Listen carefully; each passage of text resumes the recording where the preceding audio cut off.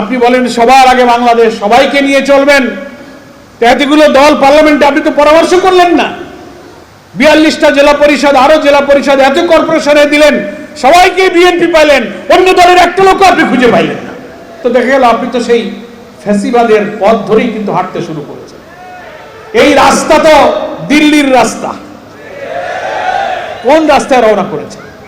আগে তো ভোট কেন্দ্র দখল, মারামারি, কাটাকাটি, জাল ভোট, কালকে যেমন বগুড়া শেরপুরে হয়েছে।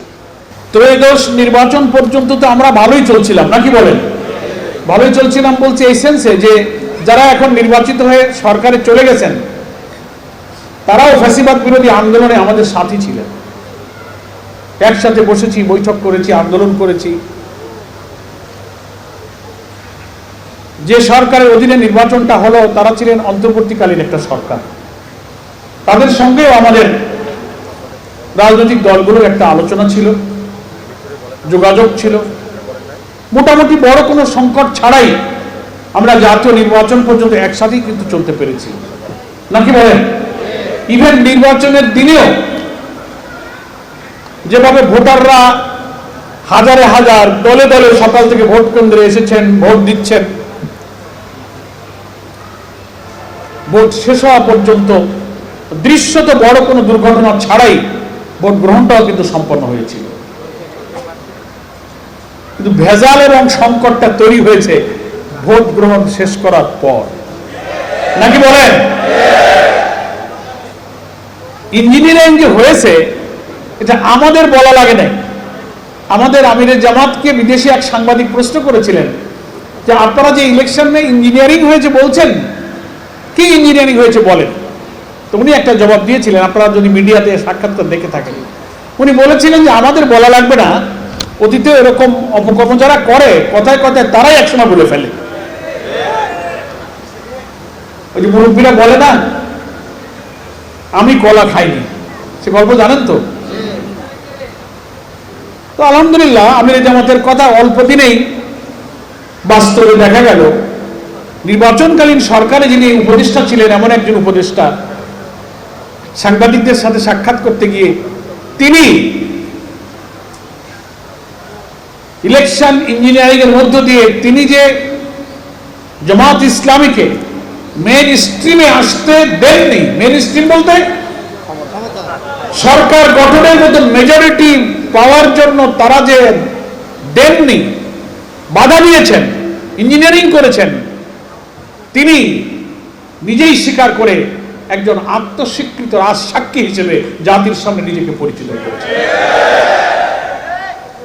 না আমার বললাম না, মায়ের জাত তো, জাতি সব চেনে, বলার দরকার কি। এবং ধীরে ধীরে বিভিন্ন জায়গা থেকে যে সমস্ত এজেন্টদের বের করে দেওয়া, রেজাল্ট শিটে স্বাক্ষর নাই, 100 করে করে গণনার আগে যে বান্ডিল করা হয়েছে তার মধ্যে 60-70টা 80-90টা দাড়িপাল্লার ভোট দিয়ে উপরে ধানের শীষ দিয়ে রাবার দিয়ে ওটাকে ধানের শীষের বান্ডিল বলে গুনে ফেলা হয়েছে। এগুলো পরে ধরা পড়েছে, এজেন্টরা বলেছে, যখন বলেছে তখন আর কিচ্ছু করার নেই। এই জন্য আমরা বলি যে এবার ইলেকশন ইঞ্জিনিয়ারিংটা হয়েছে অত্যন্ত একটা এক্সট্রা অর্ডিনারি স্টাইল। আগে তো ভোট কেন্দ্র দখল, মারামারি, কাটাকাটি, জাল ভোট, কালকে যেমন বগুড়া শেরপুরে হয়েছে। ওটা হয়েছে কেন? দলীয় সরকার, তারাই তো ক্ষমতায় আছে, উনারাই তো মাগুরার আকামটা করেছিলেন। তা আমরা বগুড়ার শেরপুরে আমিরে জামাত আমাকে ইলেকশনের আগে যেতে বলেছিলেন। 4, 5 আর 6 3 দিন আমি এই নির্বাচনী দুটো আসনে সফর করে সাংবাদিকদের সম্মেলনে প্রশাসনকে, জনগণকে বলে এসেছিলাম, খবরদার এই ইলেকশন যেন মাগুরার নির্বাচনের কথা আমাদের মনে করে না যায়। তাই তো হলো, দেখছেন না মিডিয়াতে। সময় নাই, আমি ওদিকে আর যাব না। এইভাবে একটা ইলেকশন করে প্রধান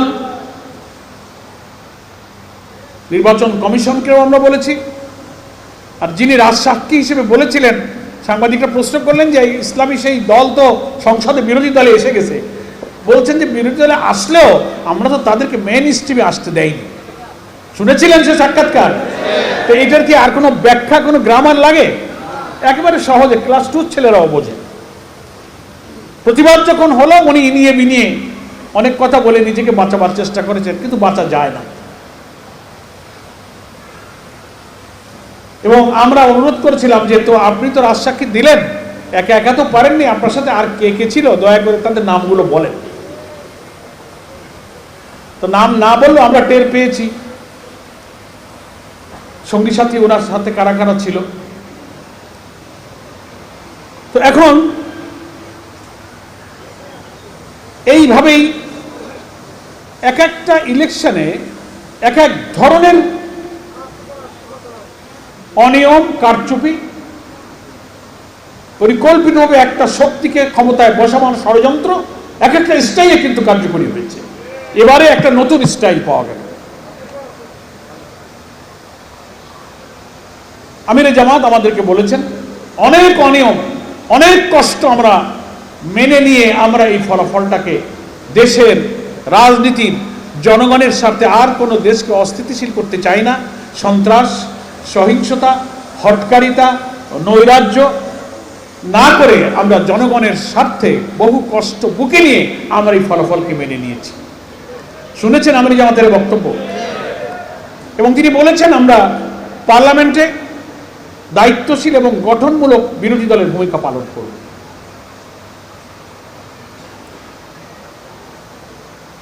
এখন নির্বাচিত হয়ে সরকার গঠন করে দুই দিকেই সংকট তৈরি করে দিলেন, একটা পার্লামেন্টে, একটা রাজনীতিতে, প্রশাসনে। নতুন পার্লামেন্ট হলো, অধিবেশন শুরু হয়ে পারে নাই, মন্ত্রিসভা গঠন করার পরপরই সরকার এমন কিছু সিদ্ধান্ত নিয়ে যাত্রা শুরু করলেন। 24শে জুলাই আগস্টের উত্তাল গণ আন্দোলনে যে ফ্যাসিস্টকে আমরা বিদায় করেছিলাম, যেসব কারণে দলীয়করণ, দুর্নীতি, বৈষম্য, কর্তৃত্ববাদী শাসন, এই 1 মাস 1.5 মাস শেষ হয়ে পারে নাই, একের পর এক সরকারের পদক্ষেপগুলো আমাদেরকে সেই দলীয় কর্তৃত্ববাদী ফ্যাসিবাদী শাসনের দিকেই যে সরকার ধাবিত হচ্ছে সেটা পরিষ্কার করে দিচ্ছে। এসেই ওনারা সিটি কর্পোরেশনগুলোতে প্রশাসক নিয়োগ দিয়ে দিলেন। দেখলেন না, জেলা পরিষদের প্রশাসক, আজব ব্যাপার। পরিষ্কার বাংলাদেশের সংবিধানে বলা আছে স্থানীয় সরকারের প্রত্যেকটি স্তরে নির্বাচিত জনপ্রতিনিধিরাই দায়িত্ব পালন করবে। ঠিক আছে, আপনারা সংখ্যাগরিষ্ঠতা অর্জন করেছেন, ভোটে গিয়েছেন, আপনারা ইলেকশন দেন, নির্বাচনে যে জিতবে সে আসবে, কিন্তু আপনি আবার প্রশাসক নিয়োগ দিলেন কেন? প্রশাসক তো ছিলই, নাকি বলেন? প্রশাসক ছিল, আপনি আবার কেন দিলেন? তার অর্থ হলো দলীয়করণের দিকে আপনি এগিয়ে গেলেন, যে দলীয়করণ কর্তৃত্ববাদের বিরুদ্ধে আমরা আন্দোলন করেছি। আপনি বলেন সবার আগে বাংলাদেশ, সবাইকে নিয়ে চলবেন, এতগুলো দল পার্লামেন্টে আপনি তো পরামর্শ করলেন না। 42টা জেলা পরিষদ, আরো জেলা পরিষদ, এত কর্পোরেশনে দিলেন, সবাইকে বিএনপি পাইলেন, অন্য দলের একটা লোক আপনি খুঁজে পাইলেন না। তো দেখা গেল আপনি তো সেই ফ্যাসিবাদের পথ ধরেই কিন্তু হাঁটতে শুরু করেছেন। এই রাস্তা তো দিল্লির রাস্তা, কোন রাস্তায় রওনা করেছেন?